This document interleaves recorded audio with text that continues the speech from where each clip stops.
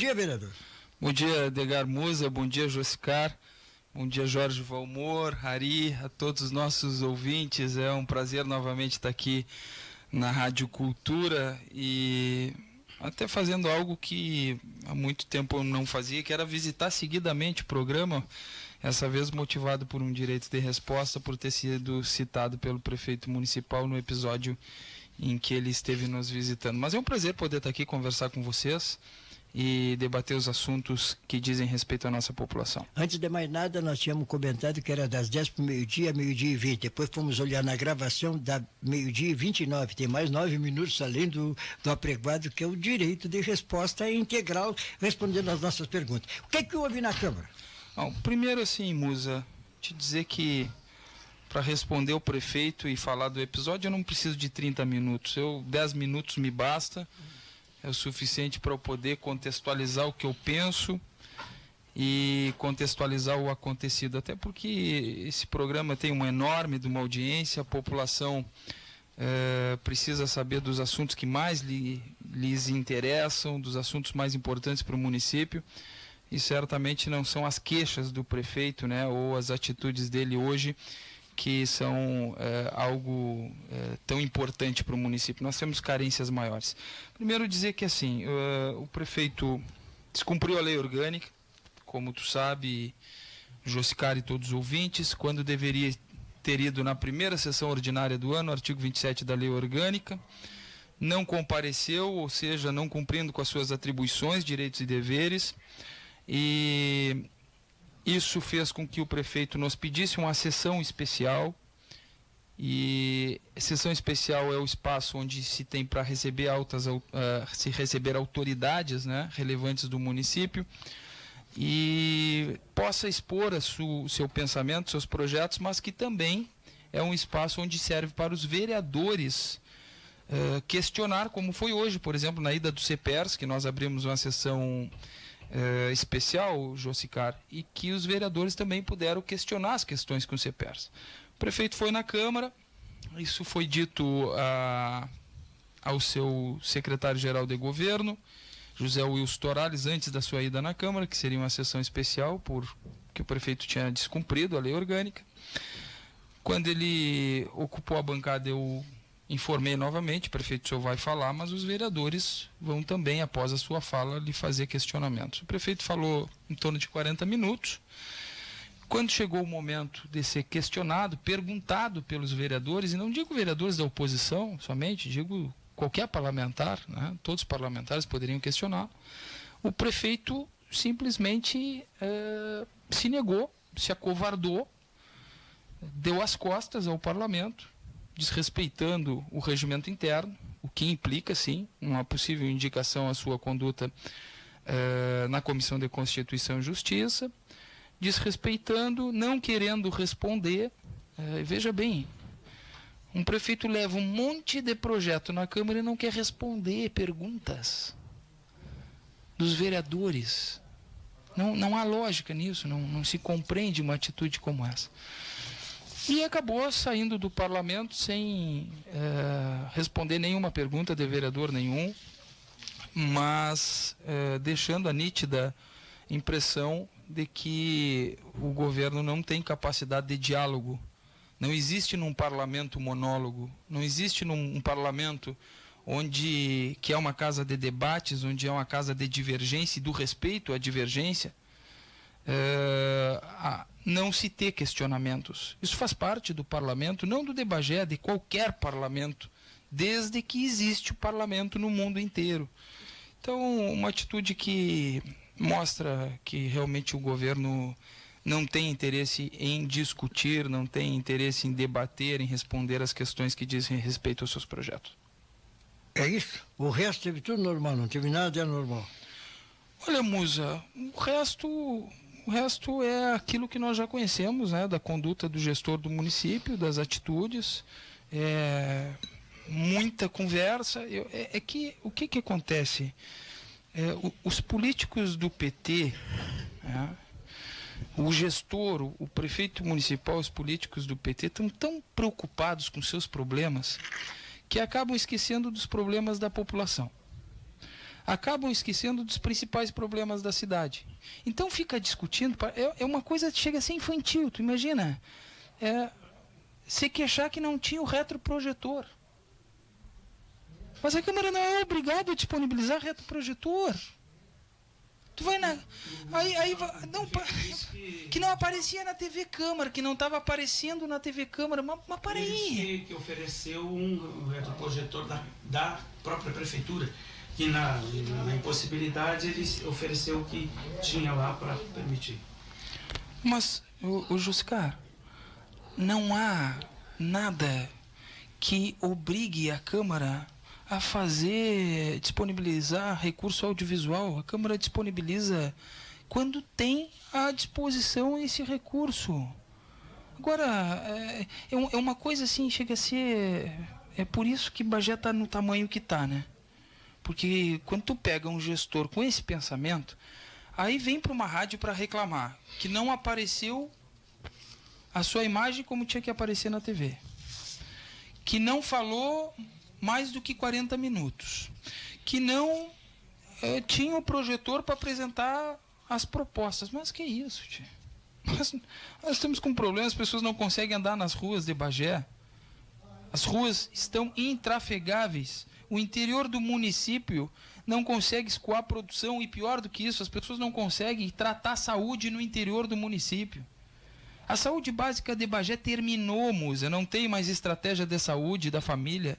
Terminaram com esse programa, virou postão de saúde em todos os postos, em todas as unidades básicas de saúde.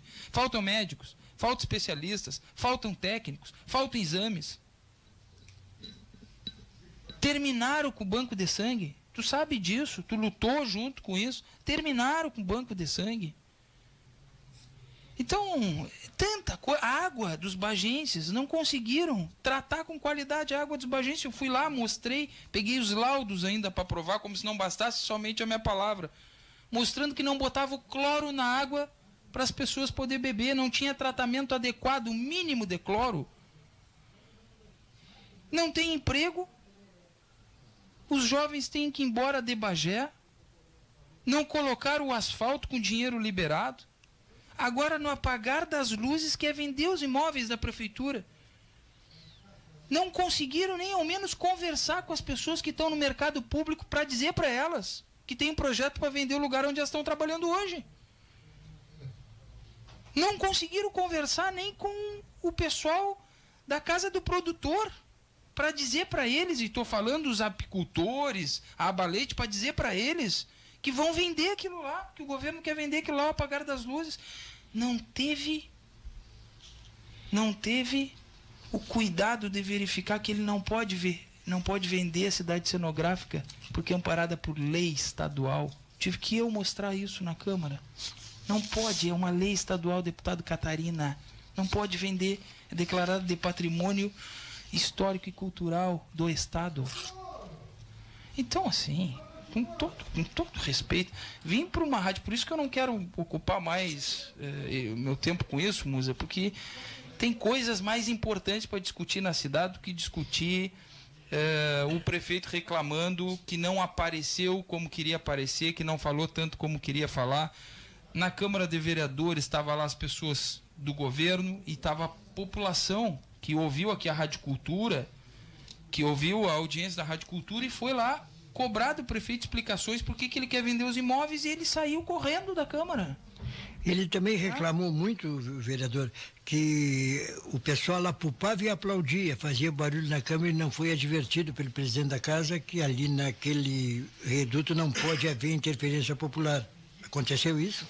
Era uma situação complicada, Musa. Aconteceu, porque quando aplaudiu, o prefeito gostava. E quando vaiava, o prefeito não gostava. E tinha os dois lados. Então, desde que se mantesse a ordem, como se manteve, ele saiu de lá, entrou sob vaias e saiu sob vaias. Porque hoje um prefeito que vai num bairro e reúne duas pessoas, sabe que uma autoridade, a maior autoridade do município, ir num bairro reunir duas pessoas, mostra o prestígio, o crédito que tem. Quando chega nesse limite de descrença que a população hoje tem desse governo, que cansou, que não aceita mais esse governo falido, incompetente, esse governo que falta com a verdade, não cumpre com a sua palavra, não cumpriu com a fábrica de carroceria, que diz que ia gerar emprego, não cumpriu com isso, não cumpriu com o asfalto. Agora eu trouxe uma lei aqui, o residencial minuano. Tu lembra o residencial minuano? Que foi da propaganda da televisão, o prefeito vai construir o residencial minuano. Acabou de entrar na Câmara a lei revogando a doação da área do minuano, porque eles não vão construir mais. Não cumpriu com a sua palavra. Quando não cumpre com a sua palavra, acontece isso, a vaia pega. A população, o eleitor, as pessoas esgotaram a paciência com o atual governo e com essa atual política. O PT, Musa, tenta, com explicações desesperadas, justificar o injustificável. Para te ter uma ideia, hoje eles defendem o que eles viveram uma vida toda condenando. Hoje o PT defende o que eles viveram uma vida inteira condenando. Hoje eles defendem a corrupção. E eles condenavam a corrupção. Hoje eles defendem a falta de ética, de moral. E defenderam a vida toda isso. Ou não? Quem de nós não cansou de ver os discursos marxistas de qualquer um desses que hoje estão no poder e mostraram que não sabem governar? E o que é pior, Musa, o que é pior, se criou uma cultura nesse país e na nossa cidade que, assim, eu acho, por exemplo, muito bonito o Brasil ter elegido um operário presidente da República, Edgar Musa, e a todos os ouvintes. Eu acho bonito um operário da República ter chegado à presidência desse país. Mostra o quanto o povo brasileiro e o bagiense é solidário. Dá oportunidade para todos. Agora, um operário que fez programas, que fez universidades, agora não dá o direito dele nos roubar.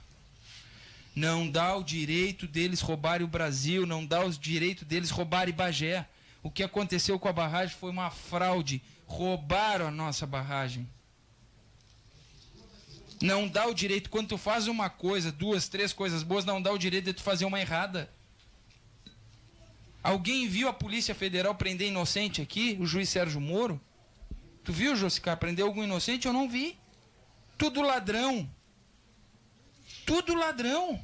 Enriqueceram às custas da nação. Eu nunca vi entre o pobre no poder e sair ricos, milionários. E as pessoas acham que tem que aplaudir. Mas que isso, tia? Estamos com a população. A cada hora, Musa, tem 294 desempregados no Brasil. Tu sabe o que é isso? A cada hora nós temos 294 pessoas sendo demitidas. Esse é o Brasil de hoje. Aí o senhor nós estamos entrando na política nacional.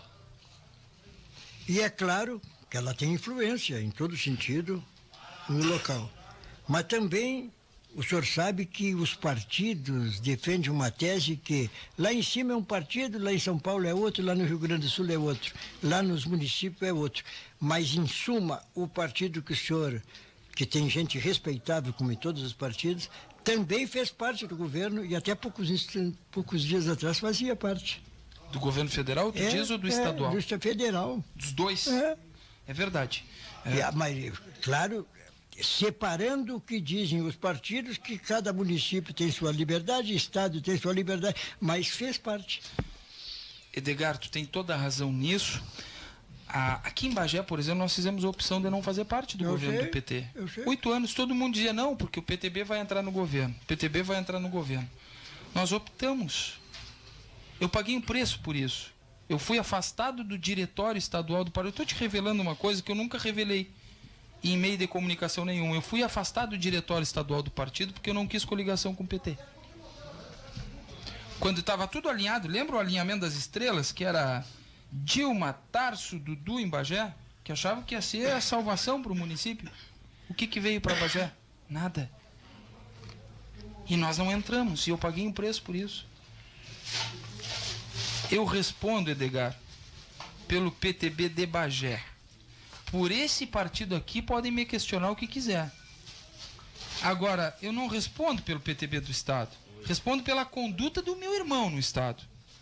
Agora, pelo PTB do Estado, pelo PTB do Brasil, que eles respondam por si. Diferente do que é o PT. O PT se defende de Brasília a Bagé. É o mesmo discurso sovado e velho de sempre. É a cartilha. É vertical o discurso, é o mesmo, não muda. Eu não defendo, por exemplo, Collor. Eu não defendo Maluf. Eu não defendo bandido. Eu defendo a justiça, seja para quem for, se for para o PTB, para o PP, para o partido que for. Eu não sou um fanático partidário, nunca fui. Quem conhece a minha trajetória sabe disso. Nunca fui de andar agarrado em bandeira. Eu fiz uma opção política. A minha opção política é diferente. Eu sou de uma outra safra, de uma nova leva de políticos. Eu tenho uma concepção política diferente, não é a concepção partidária. Eu acho que o partidarismo faliu no país. E, infelizmente, faliu no país. Agora, bandido de estimação, não. Bandido de estimação, quem gosta muito é o PT, porque eu nunca vi, tem umas coisas engraçadas. Estou aproveitando porque essa é uma semana que é decisiva para o nosso país, então estou aproveitando falar nisso porque a questão do Dudu acho que já está respondido, né? Acho que tem que trabalhar mais e reclamar menos. Os bagienses foram os mais generosos nesse país com o PT. Esse cara 16 anos governando. 16 anos de governo. Olha o que essa população fez para o PT. Deu chance e multiplicou essa chance para que o PT governasse e fizesse o que prometeu fazer, que não fez. Barragem, tantas outras coisas. Os bagienses é o único município onde o PT governa há 16 anos e quer completar 20. Então, aproveitando isso que está vivendo o país nesse momento, Edgar, para dizer assim, vai existir uma mudança muito grande na concepção da política nacional, estadual e municipal. Quem não enxergar isso, não for capaz de se adaptar a esse novo conceito de política, não vai sobreviver na política. Vai existir daqui para frente uma política em que a coloração partidária não é mais importante. O projeto de poder não é mais importante. Isso é um nome que está valendo. Gestão. Quem produzir resultado continua, quem não produz resultado sai e dá lugar para outro. É isso que vai se transformar as gestões em todas as esferas daqui para frente, seja o governo que for. Aliás, eu diria que essa metamorfose de partido faz anos que vem acontecendo, as pessoas votam mais no cidadão do que no partido. Essa que é a verdade. Então isso aí é um lado positivo. Tanto é verdade que é um projeto para votação avulsa, sem partido. Inclusive de ex-desembargadores, ex-presidente do Supremo Tribunal Federal. E esse propósito, o que o senhor pensa desse tema? Olha, Edgar, eu acho que assim, eu acho que precisa fazer uma reforma total no sistema político do país. Eu não acredito que seja... Isso é como a questão do funcionalismo público municipal, não é um projeto para uma categoria ou para corrigir uma falha. É necessário sentar, analisar o todo, discutir ponto a ponto e fazer uma reforma profunda e estrutural aqui no funcionalismo, nesse reescalonamento para recuperar o achatamento que o PT fez para os funcionários públicos municipais. No país é a reforma no sistema. Enquanto não mexer no sistema, não tem o que fazer. E eu digo sistema, não só o de financiamento, o sistema de coligações, o sistema eleitoral nas suas próprias regras, não uma mini reforma. Aquilo pode dizer que fez alguma coisa, mas não. Eu acho que parte até do princípio, Edgar, de se trabalhar uma nova Constituição, uma nova Constituinte. Acho que é de se pensar isso, se discutir com a sociedade isso, com profundidade.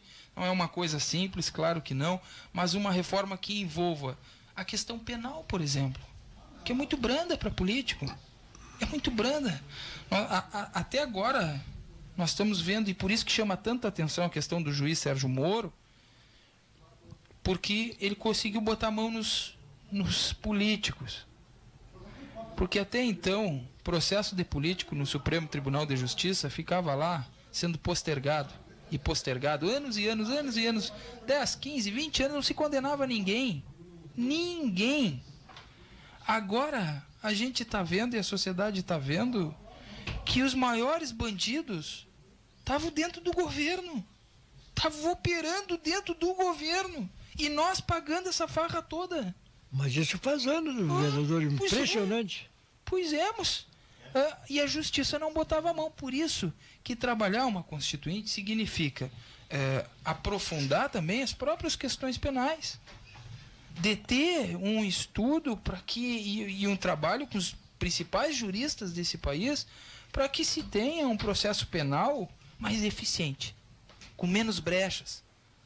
Fazer uma compilação do que se tem de eficiente, porque hoje o que nós temos, tirando a ação da Justiça Federal, pouco funciona. Está aí os políticos roubam milhões e continuam soltos, gozando de privilégios, transitando dentro das principais instituições governamentais do país e também nas casas legislativas, seja no Congresso, câmaras, assembleias e Câmara de Vereadores. Mas não é, vereador, aprovaram uma Constituição, mas deixaram artigos para serem regulamentados pelo Congresso Nacional. Tem uns que até hoje não foram regulamentados, ou seja, não vale nada.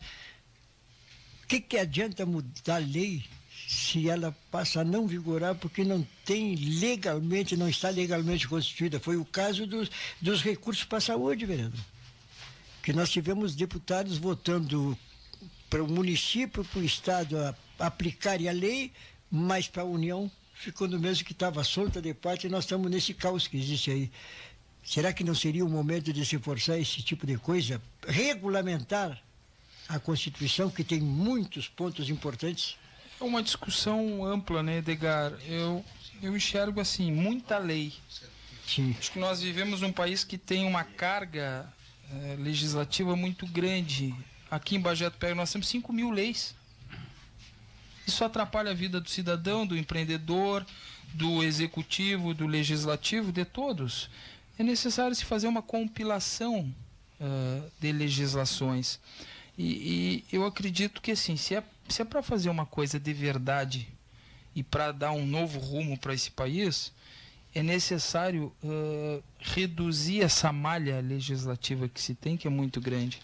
Então passa por compilação, sim, passa por um trabalho sério dentro das câmaras e das assembleias. Hoje nós temos câmaras e assembleias que estão mais preocupadas com as emendas do orçamento do que propriamente com o trabalho legislativo. E tem que ter a produção legislativa.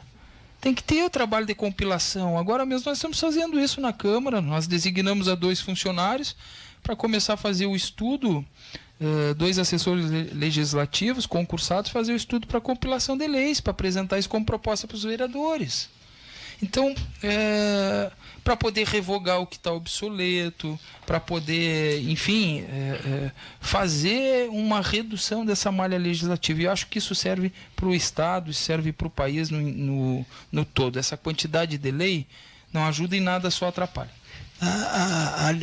Como é que é? A democracia mais tucutuco que existe é dos Estados Unidos. A sua Constituição parece que tem 8 ou 10 artigos. E ali já tem 200 e tantos anos de vigência e está lá, todo mundo respeita todo mundo. Aqui, não só no município, no Estado e na União, até leis contrastando com a Constituição, são criadas toda hora. E não há quem proíba, vereador. Por que será isso? Porque nós temos um parlamento com excesso de parlamentares, em todas as esferas. Nós não teríamos a necessidade de ter a quantidade de congressistas que nós temos. Nós não temos a necessidade de ter a quantidade de deputados estaduais que nós temos e a quantidade de vereadores que nós temos. Tu não começa enxugando lei se não começar enxugando o número de congressistas. Tu tem que reduzir isso. Tá? Isso tem um custo para o Estado. Isso acarreta nisso que tu falou agora há pouco, que é na quantidade de propostas e de leis e de acordos e de matérias que são tramitadas e que acabam sendo leis. Eu estou falando aqui, mas já nós temos 5.000 leis e quantas se respeitam? Quantas leis se respeitam? O próprio prefeito não respeita a lei. Não, estamos falando da lei que tinha que ter ido na Câmara para falar, expor os projetos na primeira sessão ordinária, não foi. Então passa também por uma questão cultural de fazer com que os gestores, do que os líderes sejam exemplo no cumprimento de legislação. Acho que é uma questão que leva um tempo para chegar a uma maturidade, Musa. Não acredito que isso vá ocorrer de forma tão rápida assim. E a não presença do prefeito no seu dia, que marca a lei orgânica, não caberia um processo em cima? Cabe. E o que houve? Cabe um processo na Comissão de Constituição e Justiça. Não foi movido o processo porque o prefeito justificou a sua ausência. Então foi justificado a sua ausência através de um ofício dizendo que não poderia estar por motivo de outra agenda. A lei deixa essa brecha, a lei não estabelece que ele não possa justificar. Então pouco estabelece que ele possa justificar. Mas era a oportunidade que teve. Eu volto a dizer, eu sou contra a venda dos imóveis dos bagenses ao apagar das luzes. Reforço isso que tu voltou nesse assunto. Não acho essa a solução para botar asfalto na cidade. Hoje nós temos 14 milhões com a arrecadação do IPVA nesse ano. Todos os carros dos bagenses vão contribuir com a parcela que toca ao município com 14 milhões aos cofres do município. É dinheiro suficiente para botar asfalto na cidade. Nós temos 34 milhões depositado na conta, num financiamento autorizado por nós. Eu era vereador, votei a favor em 2011. Dezembro de 2011. Está depositado na conta? Depositado na conta.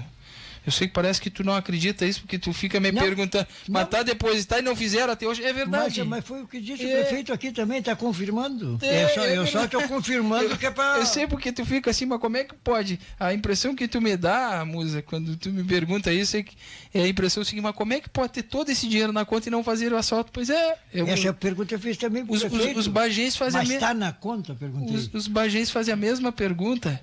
34 milhões para fazer o asfalto e não fez. Então tu acha que eu, com o meu mandato, com o meu voto, se necessário for para desempatar, vou autorizar o prefeito a vender os imóveis dos bagenses para atender uma promessa, dizer que vai fazer asfalto? O que não fez em 15 anos não faz agora. Só que tem um detalhe, Musa, que é importante só para reforçar isso. O orçamento do município de 2015, e tu conhece um pouco de orçamento, a consulta popular e tudo que tu já te envolveu, fechou com déficit de 10 milhões. Pedalada? O que significa isso? Muitas pedaladas. O que significa isso? Gastou mais do que arrecadou. Aqui, o orçamento, eu não estou falando da Dilma, eu estou falando do Dudu.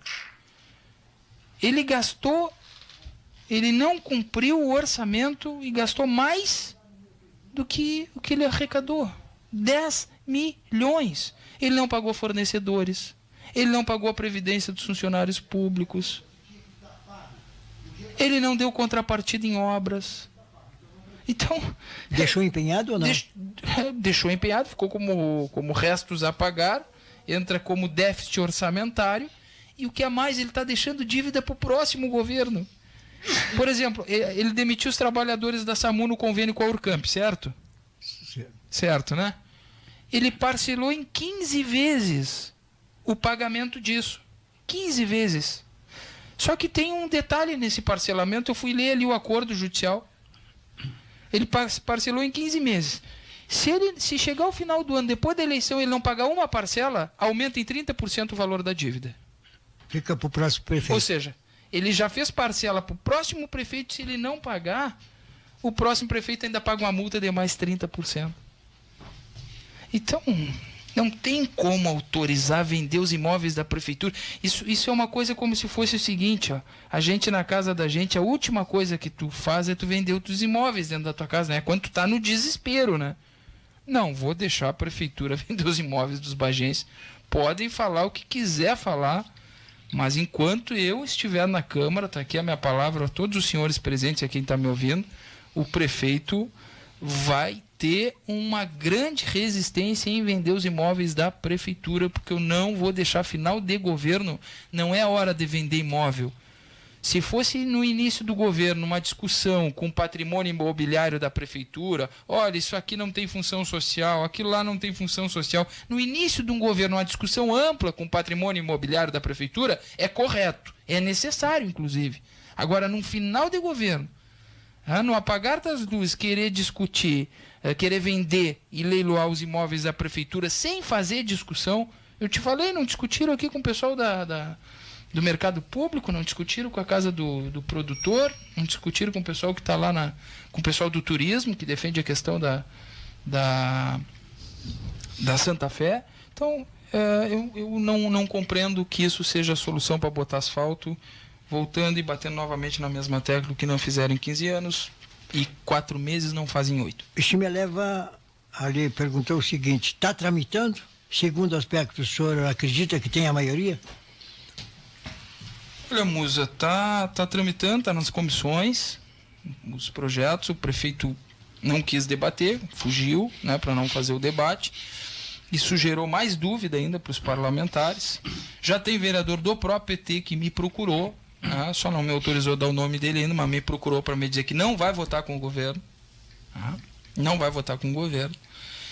E eu estou acreditando que, assim, que com o apoio da população, que está sendo grande, muito grande nas ruas, né, para que não se venda os imóveis da prefeitura, que a gente possa não aprovar esse projeto nesse momento.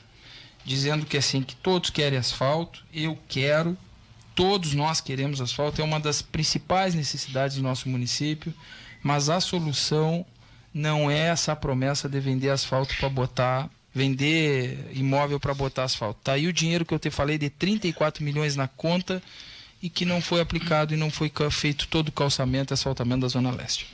Ainda temos 4 minutos e meio dentro do seu espaço de direito de resposta e até de outros temas. Eu estou satisfeito, estou voltando para a Câmara para trabalhar, não tem necessidade não de completar todo o tempo.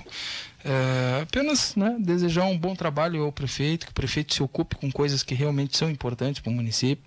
Vim para uma rádio para reclamar que não apareceu bem na TV, que não usou um projetor, que não... É uma coisa, chega a ser engraçado, né? Porque a gente espera uma conduta séria, uma conduta mais eficiente, uma conduta de uma autoridade como é um prefeito municipal que venha então conceder explicações sobre a situação do município, sobre o desemprego, sobre as ruas, sobre a manutenção das ruas, sobre o interior, sobre a barragem. Tem tanta coisa para responder e que acaba não querendo responder, mas que venha prestar informações à população nesse sentido, que a população não tem mais paciência com esse governo, esgotou, cansou, né, de tantas promessas, falsas promessas, e a gente espera que pelo menos no final termine de forma honrada. Termine trabalhando, né? Termine não endividando ainda mais o município. Hoje o município coleciona dívidas, deve para os seus fornecedores, Musa. Devia para a rádio aqui há poucos dias. Deve para inúmeros fornecedores de Bagé. Traz empresas de fora. Eu tenho uma indignação com isso. Vou aproveitar esses minutinhos então para dizer isso. Eu tenho uma indignação com isso. Se tivesse entregue essa barragem para os empresários de Bagé, já tinham feito a barragem. Fernando Alé já tinha feito a barragem. O Emílio da Sistema já tinha feito a barragem. O Exército Brasileiro teria feito a barragem, botava a fiscalização do NEAB, do Núcleo de Engenheiros e Arquitetos de Bagé. Para que trazer gente de fora se tem mão de obra em Bagé? Quer lutar por alguma coisa? Vai lutar para empregar o pessoal de Bagé aqui em Candiota, que estão empregando os baianos, os carioca, e não estão empregando os bageenses. Isso sim, isso é uma atitude séria. Dá valor ao que a gente tem aqui, aos bageenses, Musa. As empresas locais, nós temos aqui os canteiros da Osório. Está aqui os canteiros, 8 anos não fizeram os canteiros da Osório aqui na nossa frente. Então, assim, dá valor. A gente tem excelentes empreendedores no município, pessoas que investem o dinheiro que é arrecado aqui, pessoas que empregam aqui, que tem CPF aqui, RG aqui, endereço aqui, e vai se buscar gente de fora. Agora eu estava vendo, uma das denúncias que eu recebi, foram trazer uma empresa prestadora de serviço, e eu não vou abrir ainda aqui, mas nos próximos dias vocês vão saber, de fora do município, prejudicando diretamente uma empresa local que venceu o procedimento correto. E fizeram o esquema para trazer uma empresa de fora. Venceu a concorrência? Venceu. E vão dar para quem não venceu. E fizeram uma dispensa de licitação, estão dando para outra. Olha só, a dispensa de licitação. Mas não fizeram uma licitação? Pois, por incrível que pareça. Fizeram a licitação. A primeira empresa foi desclassificada porque não atendeu a questão documental. A segunda empresa era uma bagense, ganhou. Não posso ainda abrir porque eu quero fazer a revelação dentro da Câmara. A instituição de dentro da prefeitura anulou aquela licitação, deu por anulada a licitação e fez uma ADL, uma dispensa de licitação, para contratar o mesmo serviço com dispensa de licitação, contratando a terceira colocada, a que tinha sido desclassificada em fases anteriores. Mas isso comporta até uma medida judicial. Claro que sim, nós já estamos tomando as providências para isso. Tu já conhece o nosso trabalho, tu sabe que eu trabalho com a questão de documentos, eu trabalho fazendo os encaminhamentos corretos. E nos próximos dias tu vai acompanhar pela imprensa e quem sabe eu volto aqui à Rádio Cultura para poder também prestar as informações. Só não volta se não quiser. Obrigado, um grande abraço a todos. Volto para a Câmara para seguir o trabalho lá. Muito obrigado. Tá aí o presidente da Câmara.